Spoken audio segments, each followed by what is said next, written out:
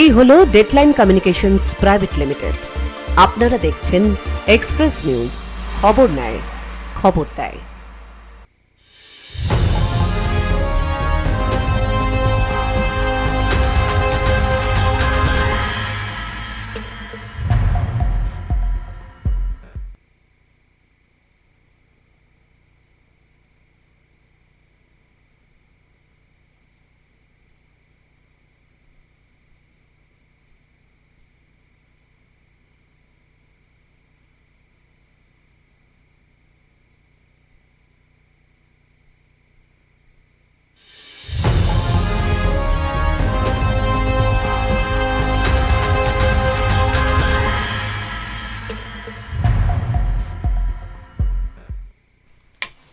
নমস্কার, এক্সপ্রেস নিউজে আপনাদেরকে স্বাগত।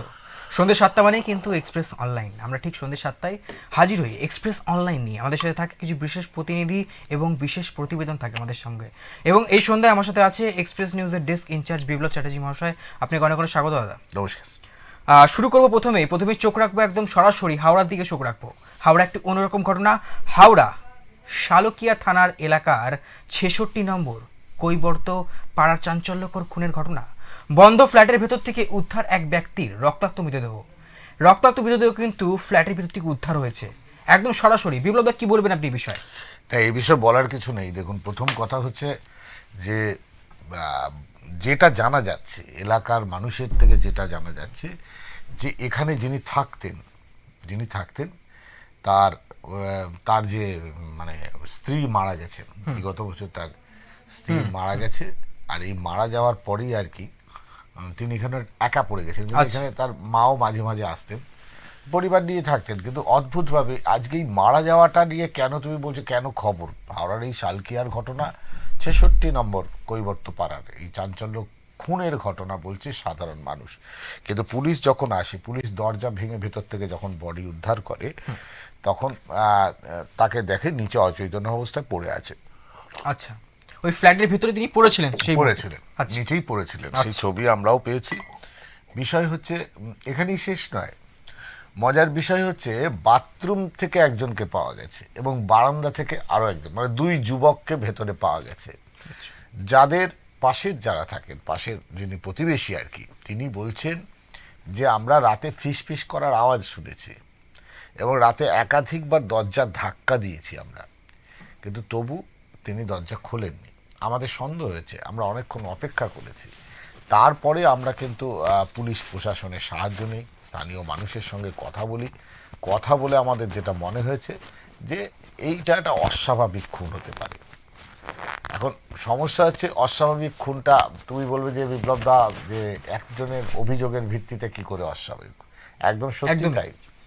কারণ হচ্ছে দেখো, প্রত্যক্ষদর্শী বলো, সেই প্রতিবেশী একাধিকবার তাদের দরজায় গিয়ে ধাক্কা দিয়েছে, তার হাজবেন্ডকে নিয়ে গেছেন। হাজবেন্ড যখন অফিস যাচ্ছে তখন সেই সময় তার কৌতূহল আরো বাড়ে যে এখনো কেন দরজাটা খোলেনি। কিন্তু যেটা তার রিলেটিভ যেটা জানাচ্ছে, যে সকাল 8:15 সময় তিনি যখন বেরিয়ে আসেন তখনও সব ঠিকঠাক ছিল। তারপরে এই ঘরে, যেটা বলছে, এই ঘরে এই আবাসনের ভিতরে কি করে প্রবেশ করলো এরা, এইটা নিয়ে কিন্তু প্রশ্নচিহ্ন শুরু হয়েছে। আর এই প্রশ্নচিহ্ন নিয়েই কিন্তু স্থানীয় মানুষ বলছে এটা কোনো স্বাভাবিক খুন নয়, এই খুনের পিছনে অস্বাভাবিকতা লুকিয়ে আছে। আর কি সেই অস্বাভাবিকতা, সেটা অবশ্য পোস্টমর্টম রিপোর্ট আসলে বোঝা যাবে। কারণ মৃতদেহ পড়েছিল নিচে, মাটিতে পড়েছিল, দরজার দিকে তার মুখ করা ছিল। আমরা যেটা দেখলাম সেই ছবি আমরা দেখেছি। তবে আমরা একবার চেষ্টা করব, প্রতিবেদনটা যদি আপনাদের কোনোভাবে দেখাতে পারি তাহলে হয়। হাওড়া জেলার ঘটনা, এটা আপনাদের জানিয়ে রাখি, হাওড়ার ঘটনা, প্রতিবেদনটা দেখব। হাওড়ার শালকিয়া থানার অন্তর্গত 66 নম্বর কৈবর্ত পাড়ার ঘটনা। রাতের দিকে একটি বন্ধ ফ্ল্যাট থেকেই আচমকাই চেঁচামেচির শব্দ শুনতে পান প্রতিবেশীরা। দরজায় ধাক্কা দেওয়া হলেও ভিতর থেকে কোনো সাড়া মেলেনি। এরপরেই পুলিশে খবর দেওয়া হয়। ফিস করে আওয়াজ হচ্ছিল, তো জোরে ধাক্কা মারছি, একদম খুলে ফেলার এতেই এত জোরে ধাক্কা মেরেছি। তখন দেখলাম সব চুপ হয়ে গেল, সব কিছু চুপ। তার আগে পর্যন্ত একটা আওয়াজ হচ্ছিল সকালবেলা বলছি। ওই যখন আমি এলাম তখনও কেউ ওপর থেকে নামেনি, এনারা ভয় পাচ্ছিলেন পাশের ফ্ল্যাটে।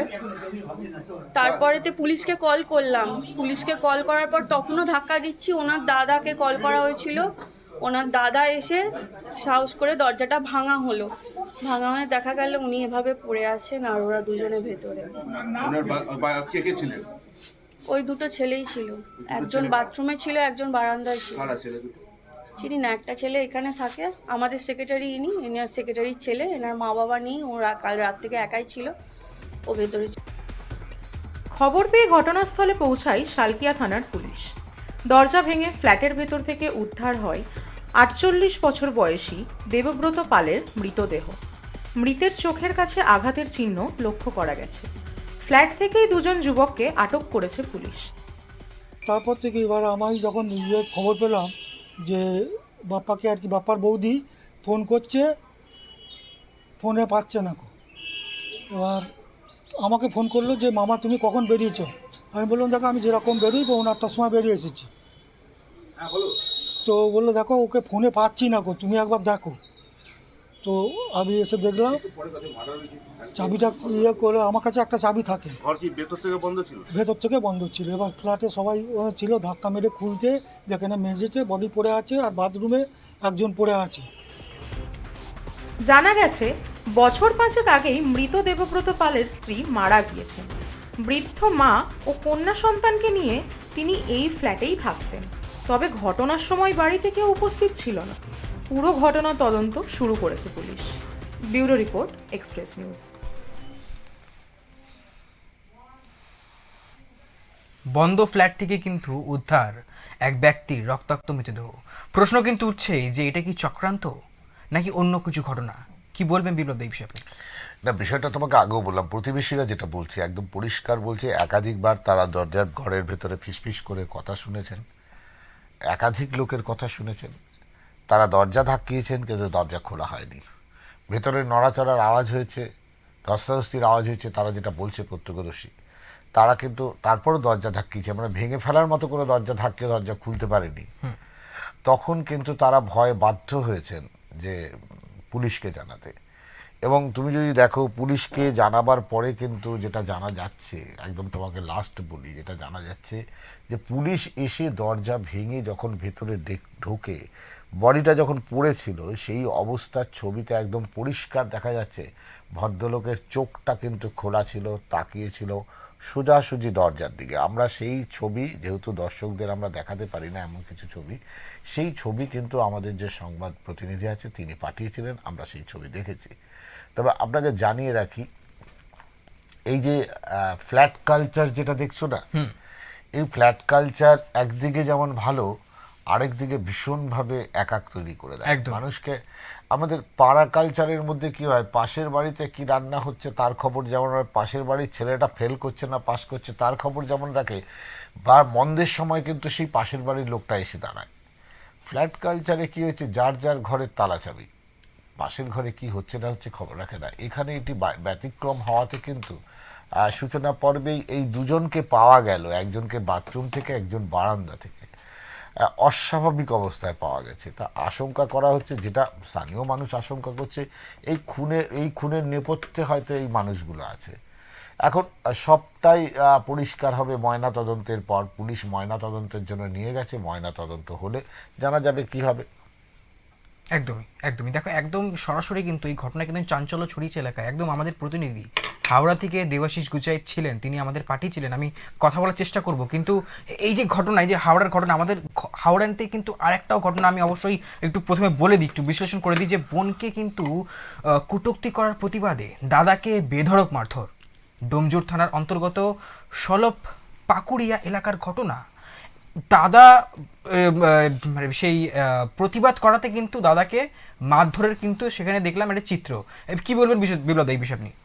এই বিষয়টা নিয়ে বলার বলতে, ভাই বোন দুজনেই, তারা ভাই বোন, কাকা তো মানে যার তো ভাই বোন। আচ্ছা, যেটা হচ্ছে সেটা হচ্ছে সায়েন্স সিটির উল্টো দিকে একটা মেলা হচ্ছে। আচ্ছা, সেই মেলাকে বোনকে নিয়ে যাবে এবং সঙ্গে আরও দুজন রয়েছে আরেকটা গাড়িতে। কিন্তু গাড়িতে যখন ওরা স্কুটারটা নিয়ে বেরোবে, স্কুটিটা নিয়ে, সেই সময় ওদের মনে হয়েছে যে কলকাতায় আসতে গেলে আমাকে পুলিশে ধরবে লুকিং গ্লাস না থাকলে। সুতরাং লুকিং গ্লাসটা লাগাবার জন্য ভাই রাস্তায় দাঁড়িয়ে দোকানে লুকিং গ্লাসটা রাখছে। সেই সময় তার বোন যখন দাঁড়িয়ে ছিল, সেই জায়গায় তার বোনকে পথ আগলে দাঁড়ায় একটি মদ্যপ যুবক, যেটা বলছে মদ্যপ যুবক। শুধু তাই নয়, তাকে কটূক্তি করে, তার গায়ে হাত দেওয়ার চেষ্টা করে, শিলাতি হানি করার চেষ্টা করে। চিৎকার করে উঠলে যে কোনো ভাই সেই পরিস্থিতিতে যাবে। সেই সিসিটিভির ফুটেজও আমাদের কাছে আছে, তোমাকে যদি দেখাই যে সেই সিসিটিভির ফুটেজে পরিষ্কার দেখা যাচ্ছে যখন ছেলেটি যখন নাকি বাধা দিতে গেছে, যে সে ভাই এ তো ভাই করবে, দৌড়ে গিয়ে যে তুমি আমার এটা কেন করছো, এটা স্বাভাবিক ঘটনা, ধাক্কাধাক্কি হয়। এই ধাক্কাধাক্কি হওয়ার সময় কোথা থেকে দুজন এই ছুটে এসে এই দাদাটিকে, মানে প্রতিবাদী যুবককে মারধর শুরু করে দেয়। এবং ভয়ঙ্করভাবে কি দিয়ে মারে কোনো কিছু না পেয়ে, যেইটা স্কুটির যেটা লাগানোর কথা ছিল, যেটা লাগাতে গেছিল, সেই কাজটা দিয়ে তার মাথায় সজোরে একাধিকবার আঘাত করে এবং ছেলেটি সেখানেই মাথা ফেটে যায়। তারপর ওরা পালিয়ে যায়। যেটা না, এরপরে যেটা পুলিশকে খবর দেওয়া হলো, পুলিশ দ্রুত এসে তাদের মধ্যে দুজনকে গ্রেপ্তার করেছে আপাতত। এখন আমরা প্রতিবেদনটা দেখবো, তাহলে পরিষ্কার হবে। ডোমজুর থানার অন্তর্গত সলক পাকুড়িয়ায় বোনকে সাথে নিয়ে যাবে বলে গাড়ি ঠিক করছিলেন দাদা। সেই সময় পাশের পাড়ার এক ব্যক্তি তাদের রাস্তা আটকায়, বোনকে কুপ্রস্তাব দেয়, কটূক্তি করে, এমনকি শ্লীলতাহানির চেষ্টাও করে। এই দৃশ্য দেখে ওই তরুণীর দাদা প্রতিবাদ করলে ওই ব্যক্তি ও তার সঙ্গীরা তাকে রাস্তায় ফেলে বেধড়ক মারধর করে এবং তার মাথা ফাটিয়ে দেয়। সেই ছবি ভাইরাল হয়েছে, দেখুন। গাড়ি লুকিং গ্লাস ছাড়া ধরে, তো সেই কারণে আমি গাড়িটা লুকিং গ্লাসটা লাগাবো বলে বেরিয়েছি। তো দেখছি আমার বোনকেও দূর থেকে দেখছি টোনটিট গাড়ি কাটা হচ্ছে। তো আমি বারণ করতে গেছি, তো পাশেরই পাড়ার ছেলে ছিল, তারপর বারণ করে যখন আমার বাড়ির সামনাসামনি চলে এসেছি, সে আমার তখন ঠেলে দিয়ে বলছে, তুই বারণ করার কে? তাই বলছি, দেখ ভাই আমার বোন তো তোরও বোন। বলছে না, ওসব আমি কিছু বলি না, নেশায় পুরো ফুল ফিটিং। কতজন ছিল ওরা? ওরা প্রথমে একজন ছিল, তাকে আমি বারণ করতে, সে আমাকে ঠেলে দেয়, তাকে আমি ধরতে গেছি। দূর থেকে আরো একজনই এসছে, এসে আমাকে আমার যে লুকিং গ্লাসটা আমি গাড়িতে লাগাচ্ছিলাম সেটা তুলে মাথায় মারলো, সঙ্গে আমার মাথাটা ফেটে গেল। তারপরে আমি দুজনকে ধরে রেখেছিলাম, স্পটে ডোমজুর থানা চলে এসছে, এসে আমাদের ডায়েরি লিখেছে যে কি হয়েছে না হয়েছে। আমি নাম বললাম, আমার ঠিকানা বললাম, আমার থানা বললাম। তারপরে লিখে যে মেরেছে তার বাড়িতে যাওয়া হয়েছে। তারপরে আমি কেসটা আমি জানি না, আমি তখন বললো আগে তুমি থানায় গিয়ে ডায়েরি করে, প্লাস তুমি আগে ডাক্তার দেখাও, ডাক্তার দেখিয়ে থানায় আসো। হ্যাঁ, আমি চিকিৎসা করে 3টে সেলাই হয়েছে। আমার ফোনে এখনো ফটো আছে, ফটোটা দেখুন, তারপর আমি তোমার দেখাচ্ছি। খবর পেয়ে আসে ডোমজুর থানার পুলিশ। অভিযোগের ভিত্তিতে শুরু হয় তদন্ত। প্রশ্ন, কোথায় বাস করছি আমরা? নিজের পাড়াতেও নিরাপদ নয় তরুণীরা। Bureau report, express news. হাওড়ার বুকে দাঁড়িয়ে আজকে দুটো চিত্র আমাদের সামনে একদম জলজলে করে একদম পরিষ্কার চিত্র দেখতে পারলাম। প্রথমত, ফ্ল্যাটের ভেতর থেকে উদ্ধার এক ব্যক্তির রক্তাক্ত দেহ, যেটি নিয়ে আমরা আগে বিশ্লেষণ করলাম। দ্বিতীয়ত, আমরা দেখতে পারলাম যে একটি বোন দাদার যে সুন্দর একটি সম্পর্ক, সেই বোনকে মাঝ রাস্তার মধ্যে কিন্তু একটি শ্লীলতাহানির কিন্তু চেষ্টা সেখানে দেখতে পারলাম আমরা। দাদা সাধারণভাবে সেই জিনিসটিকে আটকাতে যায় এবং প্রতিবাদ করতে যায়, কিন্তু সেই যে ব্যক্তি ছিল সে কিন্তু সে দাদার মাথায় সজোরে আঘাত করে এবং সেই ব্যক্তি সে কিন্তু একদম লুটিয়ে পড়ে এবং তারপরে পুলিশ অবশ্যই। বিপ্লবদা কি বলবেন এই বিষয়টি? বিষয়টা কিছু বলার নেই, যেটা হচ্ছে আমাদের সমাজ ব্যবস্থা একটা জঘন্য জায়গায় চলে গেছে। যদি বলো অপরাধ আর অপরাধীকে এখানে প্রশ্রয় দেওয়া হয়। তুমি আরজি করে যে ঘটনা হয়েছে, আমি কথায় এখন যেমন শাসক দল কথায় সিপিএম বলে না, একদম তেমনি এই ঘটনা দেখো, একদম তোমাকে সেই ছবিটা দেখো কিভাবে মারছে, সেই ছবিটা একদম সিসিটিভি ফুটেজে একদম কিন্তু ফুটেজে ধরা পড়ে যায়, সেই পরিষ্কার দেখা যাচ্ছে সিসিটিভির ফুটেজে কি ভয়ঙ্কর ভাবে 3 জন মিলে মারছে একটি ছেলেকে। সেই ছবি আপনারাও দেখলেন, আমরাও দেখলাম। সবচেয়ে বড় কথা যে এখানে নিরাপত্তা কোথায়? মেয়েদের নিরাপত্তা কোথায়? এবার প্রশ্ন করবে বিরোধী যারা আছে, তারা প্রশ্ন করবে এই বাংলায় নিরাপত্তা নেই, এই বাংলার হাল খারাপ করে দিচ্ছে রাজনৈতিক দলগুলো। একদম ঠিক, একদম ঠিক, আবার একদম বেঠিক। প্রথম কথা হচ্ছে যে একদল অপরাধীকে প্রশ্রয় দিতে দিতে সমাজ ব্যবস্থার একটা অবক্ষয় হয়েছে। হু কেয়ার ব্যাপারটা আছে, এই বাংলায় হু কেয়ার ব্যাপারটা আছে বলে এই অবক্ষয়টা তৈরি করেছে আজকের শাসক দল। আমি দায়িত্ব নিয়ে বলতে পারি। বলবেন কেন বলছি? কারণ রাজ্যের যখন আরজি করের মতো ভয়ঙ্কর ঘটনা হয়, তখন রাজ্যের শাসক দল বারবার চেষ্টা করে অপরাধীকে বাঁচাবার।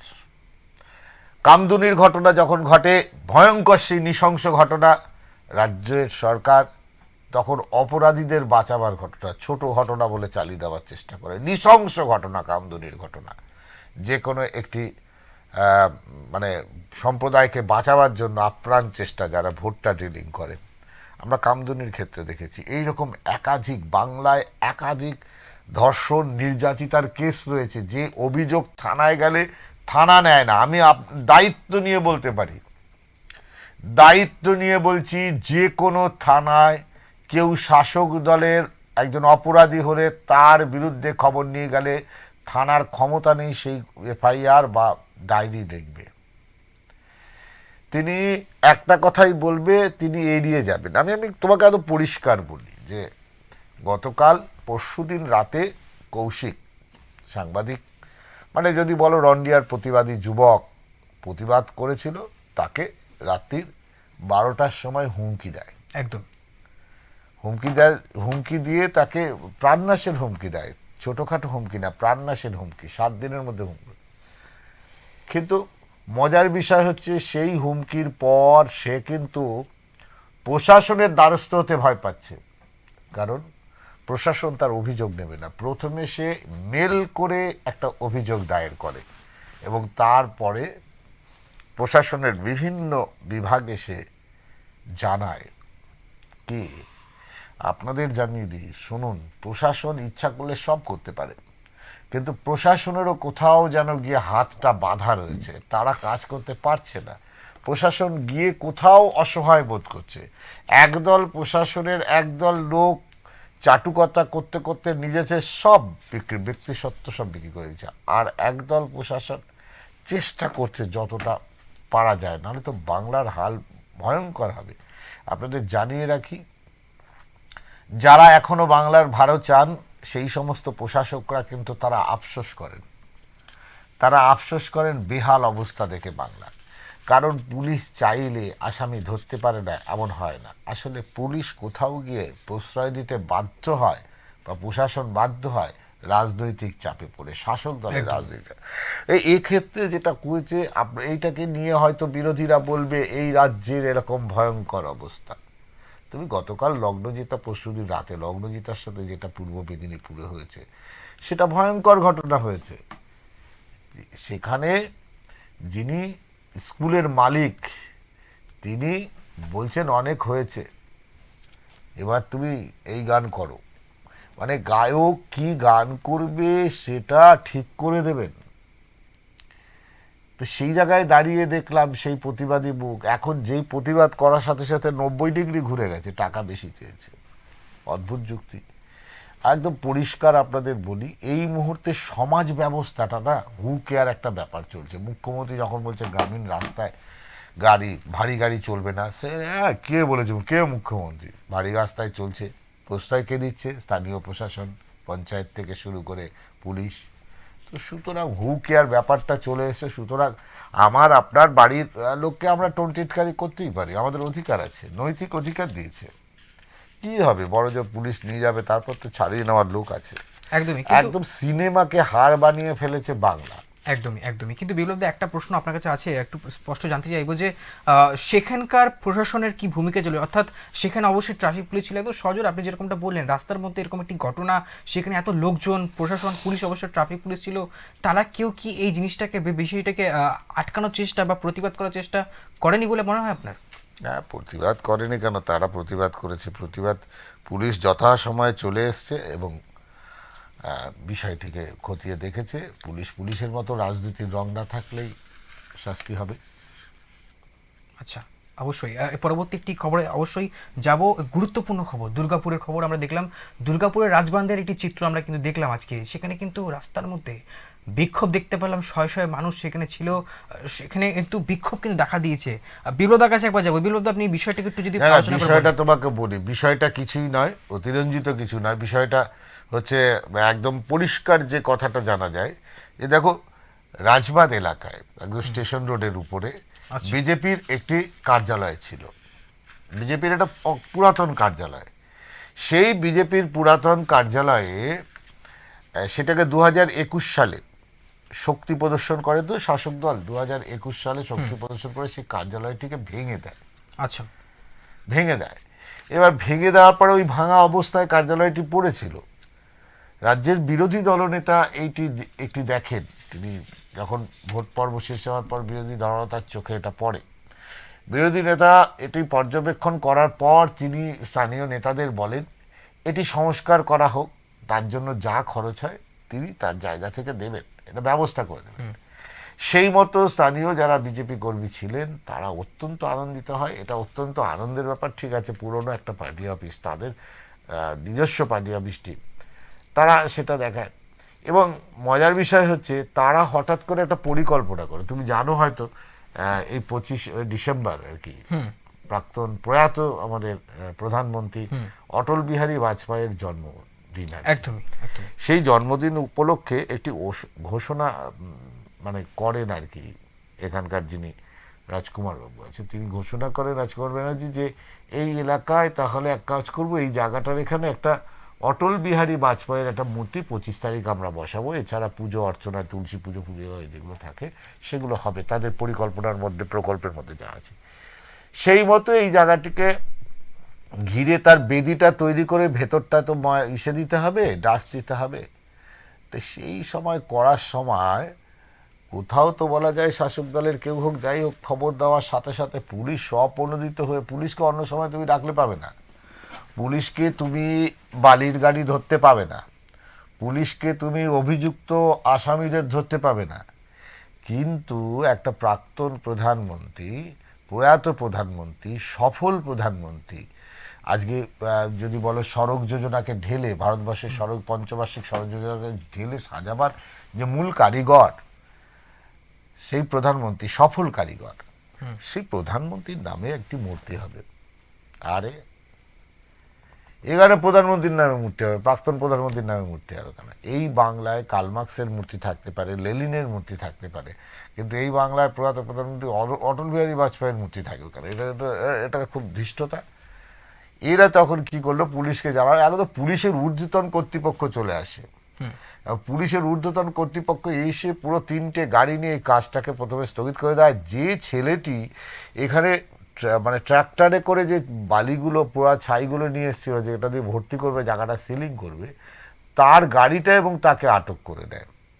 আচ্ছা, মজার বিষয় হচ্ছে এটা, এ কি তোমরা অপরাধী অনুপ মেটেকে ধরতে পারো না, তোমরা অপরাধী জীবন ঘোষকে ধরতে পারো না, তোমরা বিশ্বজিৎ মণ্ডলকে ধরতে পারো না, কিন্তু অদ্ভুতভাবে তোমরা কাদের ধরছো? একটা অসহায় ট্রাক্টর, ওকে তো পয়সা দেওয়া হয়েছে, মাল দিয়েছে, তাকে তুমি ধরছো।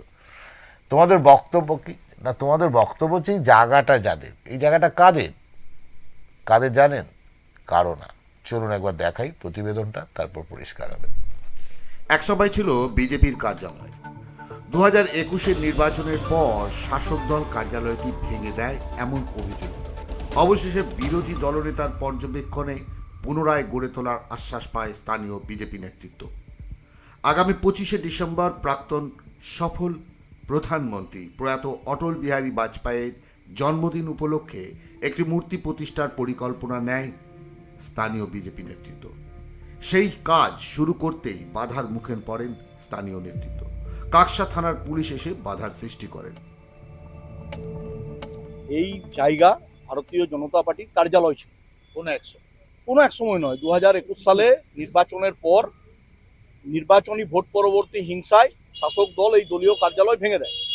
তৎকালীন সেই সময় আমাদের মন্ডল প্রেসিডেন্ট ছিলেন এখানে জয়দেব সরকার। এখানে বিরোধী দলনেতা নিজে আসেন, এই জায়গা ভিজিট করেন।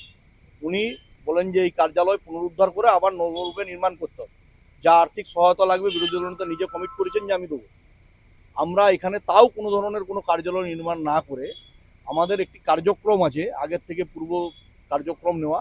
25 তারিখে হচ্ছে ভারতরত্ন প্রাক্তন প্রধানমন্ত্রী অটল বিহারী বাজপেয়ীজির জন্মদিন। সেই দিনে সুশাসন দিবস হিসেবে পালন এবং হচ্ছে তুলসী পূজন দিবস পালনের কার্যক্রম আমাদের এই পাশের জায়গাতে এখানে একটা রাজনৈতিক সভা আছে এবং তার সাথে আমরা এই দলীয় কার্যালয়ের এই জায়গাতেই হচ্ছে এখানে অটলজি স্ট্যাচু স্থাপন করা হবে, যেগুলো ধ্বংস করে দিয়েছিল 21-এর নির্বাচনের পর, সেটাকে নবরূপে নির্মাণ করা হচ্ছে। এবং সেখানে WBSEDCL এর যে প্রপার্টি, তার প্রপার্টি নিজেদের বাউন্ডারি দেওয়া আছে, আপনি সেটা দেখলেননি। এবং সেখানে যে বাউন্ডারি দেওয়ার যে অংশ, তার বাইরে এখানে নির্মাণ হচ্ছে।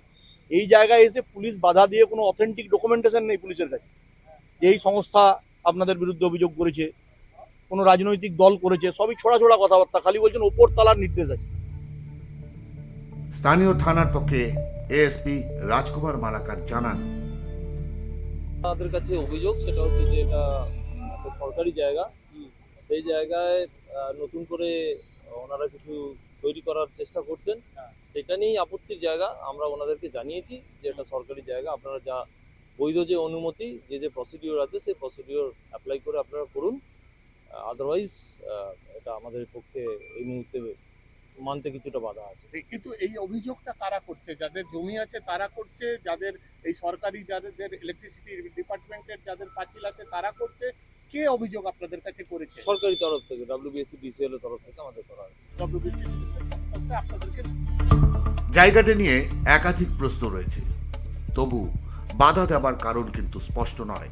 এমতো অবস্থায় স্থানীয় বিজেপি কর্মীরা এই ঘটনার তীব্র নিন্দা করে অবস্থান বিক্ষোভ কর্মসূচি নেয়। এখন দেখার বিষয় সময় কি বলে। দুর্গাপুর থেকে বিপ্লব চ্যাটার্জির রিপোর্ট, এক্সপ্রেস নিউজ। দুর্গাপুর রাজবান্তে একদম দেখলাম, সেই চিত্র কিন্তু দেখলাম, একদম পরিষ্কার দেখলাম। প্রয়াত প্রধানমন্ত্রীর মূর্তির স্থাপন করা নিয়ে কিন্তু একটি দাঙ্গা কিন্তু ইতিমধ্যে দেখলাম চিত্র। কি বলবেন বিপ্লব এই বিষয়ে? না, ব্যাপারটা তা না, ব্যাপারটা তোমাকে বলি যে পুলিশ কে করবে? যে জায়গাটা তোমায় বলছে যে এটা ওই ওয়েস্ট বেঙ্গলের অমুক বোর্ডের দায়িত্বের জায়গা, আমরা দেখলাম, আপনাদেরও বলি, পাঁচিলটা এইরকমই, সে এইরকম করে ঠিক টাইপের ওই জায়গাটা বেরিয়ে গেছে, একটা স্কোয়ার ফিট জায়গা বেরিয়েছে, সরকারি জায়গা অবশ্যই। যদি বলেন সরকারি জায়গায় বিজেপি অফিস করার অধিকার নেই, তাহলে বলবো পশ্চিমবঙ্গে এরকম সরকারি জায়গায় প্রচুর প্রচুর প্রচুর তৃণমূলের অফিস আছে, একদম প্রচুর প্রচুর জায়গায় CPM এর অফিস আছে, ঠিক আছে? আর হকার্স ইউনিয়নের কথা তো বাদ দিন। সুতরাং সেটা কথা না, কথা হচ্ছে বিরোধীরা অফিস করবে কেন? দাদা, একদিন CPM ক্ষমতায় ছিল, CPM-কে ফিরে যেতে হয়েছে, CPM-কেও ফিরে যেতে হয়েছে, কিন্তু আপনারা যেদিন ফিরে যাবেন সেদিনের উত্তর কি দেবেন? সুতরাং CPM-এর রাজনীতির আদল আপনাদের রাজনীতির মধ্যে প্রচুর ফারাক, ঠিক আছে? সারা জীবন ক্ষমতায় থাকা যায় না, সারা জীবন থাকা যায় না, সুশাসন বড় কঠিন। তবে আমি যেটা বলতে চাই সেটা হচ্ছে নৈতিকভাবে এই জায়গায় পুলিশের এই যে এতগুলো অফিসারকে দেখবো, সঞ্জীব, এটা আমি ভাবতে পারিনি। মানে একটা ছোট্ট ঘটনা, একদম অন্যরকম চিত্র, কিন্তু এটা একদম এতগুলো পুলিশের 3-3টে গাড়ি, উচ্চপদস্থ আধিকারিক, সবাইকে পাওয়া যায়। তোমাকে বলি, যে রাস্তাটার উপরে দিয়ে, রাস্তাটার পাশে এই ঘটনা ঘটছে, সেই রাস্তাটার যদি চিত্র দেখো, রাস্তাটা ভাঙাচোরা হয়েছে কেন, একটু পুঙ্খানুপুঙ্খ যদি কান দেওয়া যায় তাহলে শোনা যাবে এই রাস্তাটার শয়ে শয়ে বাড়ির গাড়ি যায় এই রাস্তাটা দিয়ে। তখন পুলিশ কি করে? অবশ্য পুলিশের কি কাজ করে, পুলিশকে যা বলবে পুলিশ তাই করবে, পুলিশ সরকারি লোক আর কি। তো যাই হোক, আজকের যে ঘটনা হয়েছে, আমরা চাইবো এর একটা আশু সমস্যার সমাধান হোক, সেই সমস্যার সমাধান হয়ে একটা দৃষ্টান্তমূলক জায়গায় আসুক, এটাই প্রত্যাশা করবো আমরা আজকের এক্সপ্রেস নিউজের পক্ষ থেকে। একদমই পরবর্তী আমরা এই খবরের দিকে নজর রাখবো, তবে এখন সময় পরবর্তী জেলার দিকে চোখ রাখার। আমরা চোখ রাখবো মালদার দিকে। তার আগে অবশ্যই আমাদের প্রিয় দর্শক বন্ধুদের উদ্দেশ্যে জানিয়ে দেবো, আমাদের স্ক্রিনে একটি টোল ফ্রি নাম্বার যাচ্ছে, আপনারা অবশ্যই সেখানে কল করে আপনাদের বলতে পারেন, আপনাদের মনে যে প্রশ্ন থাকে অবশ্যই ফোন করে বলতে পারেন, আমরা সেই প্রশ্নের উত্তর দেওয়ার চেষ্টা করব। পাশাপাশি আমাদের এক্সপ্রেস নিউজ বাংলা নামক ইউটিউব চ্যানেল নামে আপনারা ফলো করে রাখতে পারেন। এরকম কিছু বিশেষ প্রতিবেদন লাইভ আপনাদের সরাসরি ফোনে পৌঁছে যাবে একটি নোটিফিকেশনের মাধ্যমে। ফেসবুক এক্সপ্রেস নিউজ এবং ইউটিউব চ্যানেল তো বললাম, এবং অবশ্যই টুইট চ্যানেল এবং অবশ্যই ইনস্টাগ্রাম চ্যানেল আপনারা ফলো করে রাখতে পারেন আরও বিশেষ কিছু প্রতিবেদন পাওয়ার জন্য। আমরা চোখ রাখবো মালদার দিকে। মালদায় একটু অন্যরকম খুন, মালদায় কিন্তু খুনের ঘটনা দেখতে পেলাম এবারে। মালদায় ফের খুন, এবার বাড়িতে ঢুকে দরজা বন্ধ করে একেবারে এক ব্যক্তিকে ভোজালি দিয়ে কুপিয়ে খুনের অভিযোগ। ঘটনায় ব্যাপক চাঞ্চল্য ছড়িয়েছে বৈষ্ণবনগর থানা এলাকায়। একবার প্রথমে প্রতিবেদন দেখবো, তারপরে বিস্তারিত আলোচনায় আসবো। দেখুন,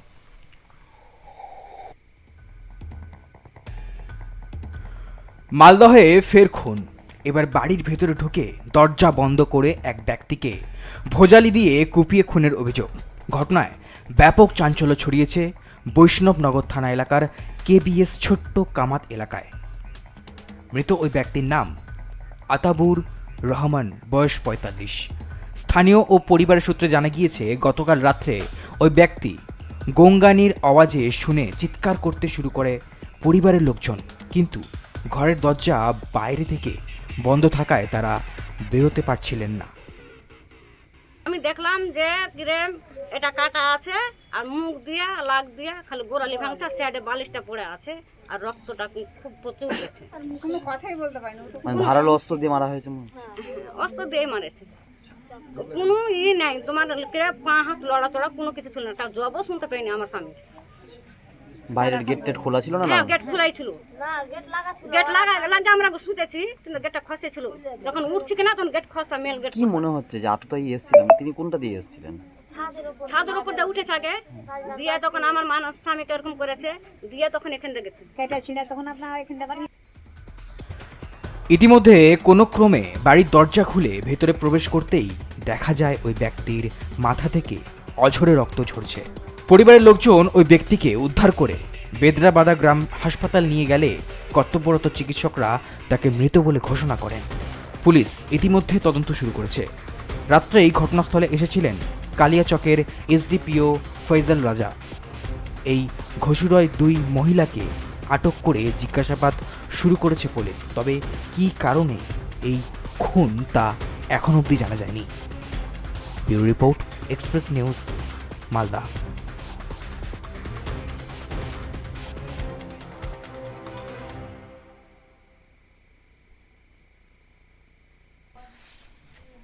মালদহে ফেরও খুন, আবার কিন্তু খুনের একটি ঘটনা দেখা গেল মালদা শহরে। বিষয়টি হচ্ছে, একজন ব্যক্তি রাত্রেবেলায় অবশ্যই তিনি বিশ্রাম নিচ্ছিলেন, তার পরিবারের লোকজন অন্য ঘরে ছিলেন, তার দরজা বন্ধ করে একজন অস্বাভাবিক ব্যক্তি, তিনি অচেনা মানে আননোন একজন পার্সন এসে কিন্তু ঢুকে তার মাথায় সজলে কিন্তু অনেকবার কোপায়। তিনি সঙ্গে সঙ্গে কিন্তু সেখানে তার মৃত্যু ঘটে। এই ঘটনায় কিন্তু পরিবারের লোকজন কিন্তু খুবই দুঃখিতভাবে তারা সেখানে যায় এবং তারা কিন্তু এই বিষয়টিতে খুবই ঘাবড়ে যায়। অবশ্যই এই ঘটনায় চাঞ্চল্য ছড়িয়েছে এলাকায়। কি বলবেন বিলুদা এই বিষয়ে আপনি? বিষয় নিয়ে কিছু বলার নেই। আমার মনে হয় এই মুহূর্তে আমাদের প্রতিনিধি যিনি আছে তার সঙ্গে সরাসরি চলে গেলে আমরা কিছুটা জানতে পারবো বিষয়টা নিয়ে। এই শানু, শুনতে পাচ্ছ? শানু, শুনতে পাচ্ছ তুমি আমাদের কথা?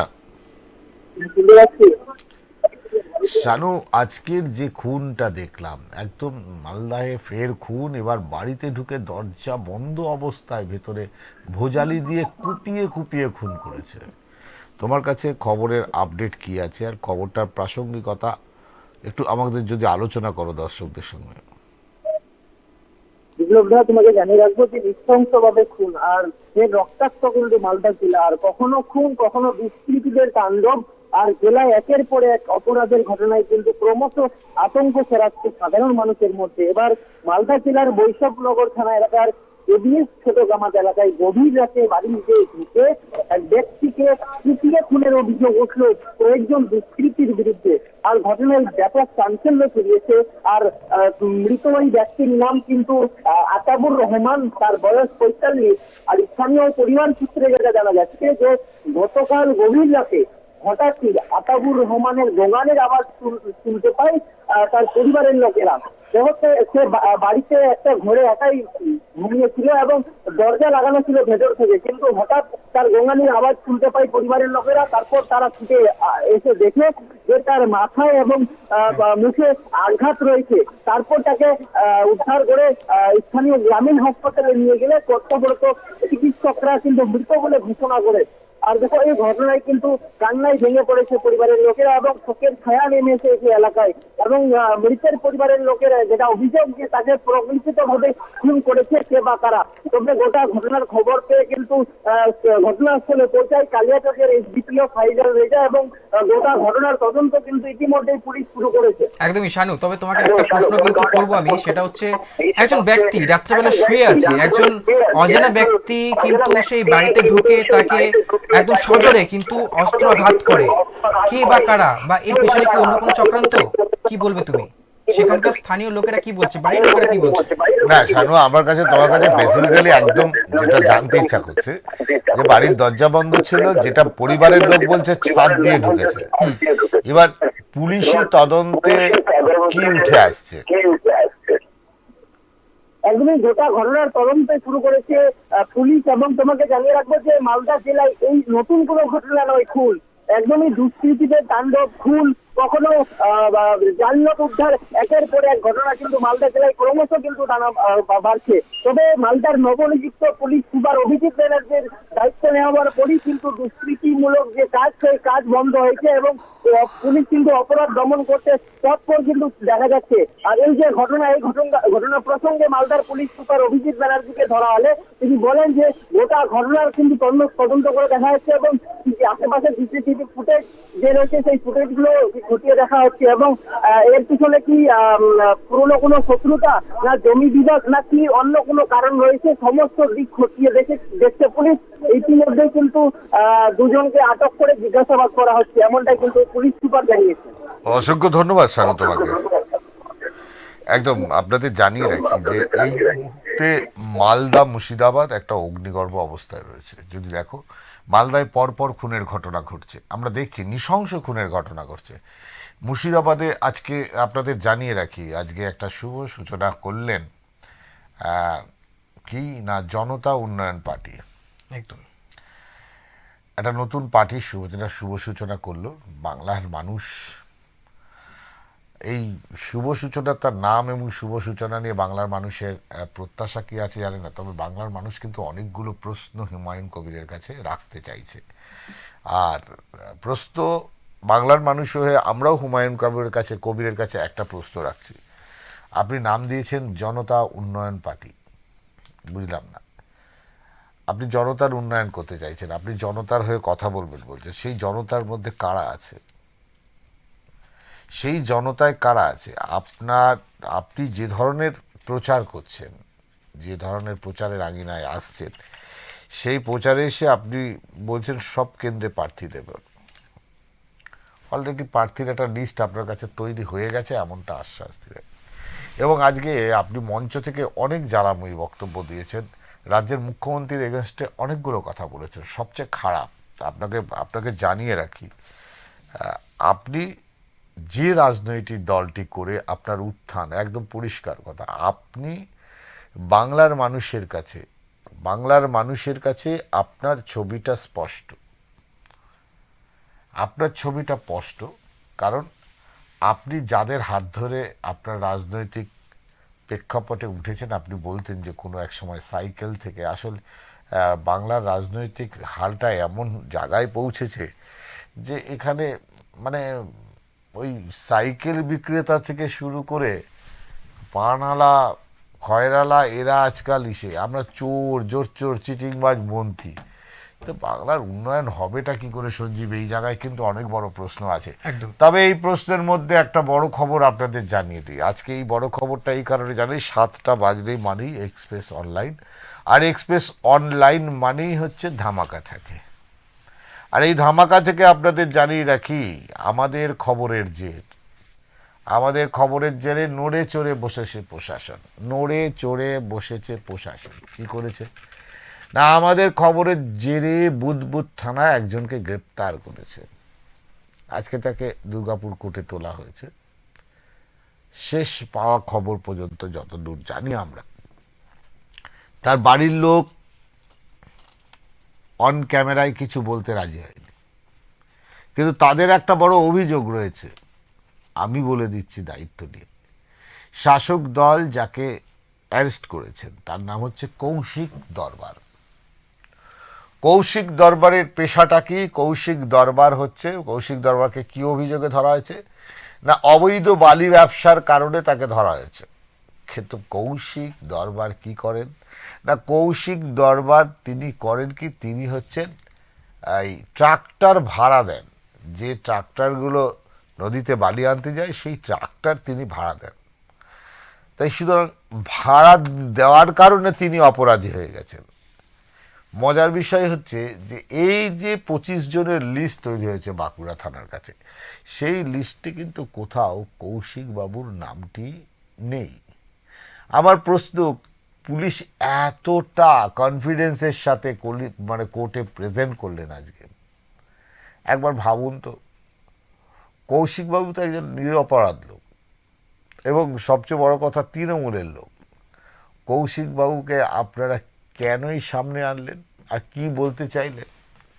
আসলে যেটা স্থানীয় মানুষ যেটা বলছে, একদম লোকাল মানুষ যেটা বলছে, সেটা বলছে যে তৃণমূল কর্মীদের অ্যারেস্ট করে আদতে পুলিশ হাওয়ার মুখটা ঘুরিয়ে দিতে চাইছে। এটা কিন্তু পরিষ্কার বুঝতে পেরেছে সবাই।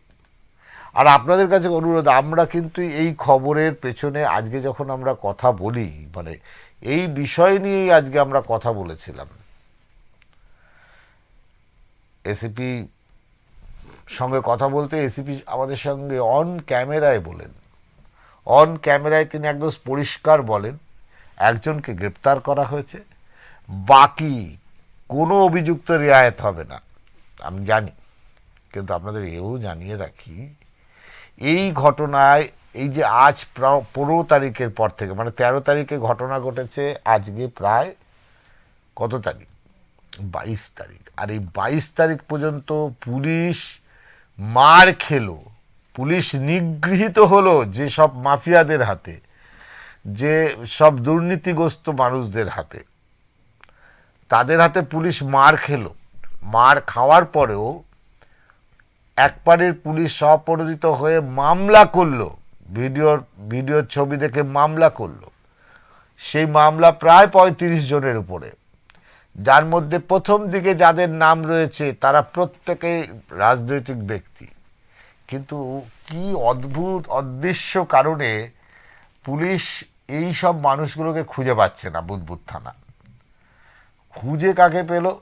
বুদবুদ থানা যাকে খুঁজে পেল সেই ঘটনার সঙ্গে যুক্তই না, সে শুধু ট্র্যাক্টর ভাড়া দেয়। আরও যদি আরেকটি কথা বলি, যে কথাটা হচ্ছে যে এই যে ঘটনার সাথে যে লিঙ্ক আপ যেগুলো আছে, একদম যাকে ধরা উচিত ছিল তাকে তো ধরেনি, ধরেছে একদম সাধারণ মানুষ। এবং আরও যেটা জানা যাচ্ছে যে আরও কিছু নিরীহ মানুষকে সোনামুখী থানা যতবারই চেষ্টা করছে যে তারা বুদবুদ এলাকায় যখনই তাদের কাছে ইনফরমেশন আসছে, আসামিদের ইনফরমেশন আসছে, সেই ইনফরমেশন লোকাল থানাকে নিয়ে ঢুকতে গিয়ে বারবারই আসামির টিকি পাওয়া যাচ্ছে না, কপুরের মতো উধাও হয়ে যাচ্ছে। তো কোথাও তো ডাল মে কালা হ্যায় ভাই, একদম বলতে অস্বীকার করার জায়গা নেই, ডাল মে কালা হ্যায়। আর সত্যি কথা, আমাদের কাছে কিন্তু এই মুহূর্তে সবচাইতে হার্ট খবর হচ্ছে বালি মাফিয়া, কারণ আমরাও এর শেষ দেখতে চাই। একদম বিপ্লবদা, আমার মনে হয় আমরা সঠিকভাবে বিশ্লেষণ করতে পেরেছি প্রত্যেকটা প্রতিবেদন। বিপ্লবদা, আপনাকে অসংখ্য ধন্যবাদ। হাতে সময় খুবই কম, আমাদের প্রিয় দর্শকদের উদ্দেশ্যে জানিয়ে রাখছি, অবশ্যই এরকম আরও বিশেষ কিছু প্রতিবেদন দেখার জন্য আর বিশেষ কিছু প্রতিবেদন পাওয়ার জন্য আপনাদের চোখ রাখতে হবে এক্সপ্রেস নিউজের পর্দায়, এক্সপ্রেস অনলাইনের পর্দায়। এক্সপ্রেস নিউজ, খবর নেয়, খবর দেয়।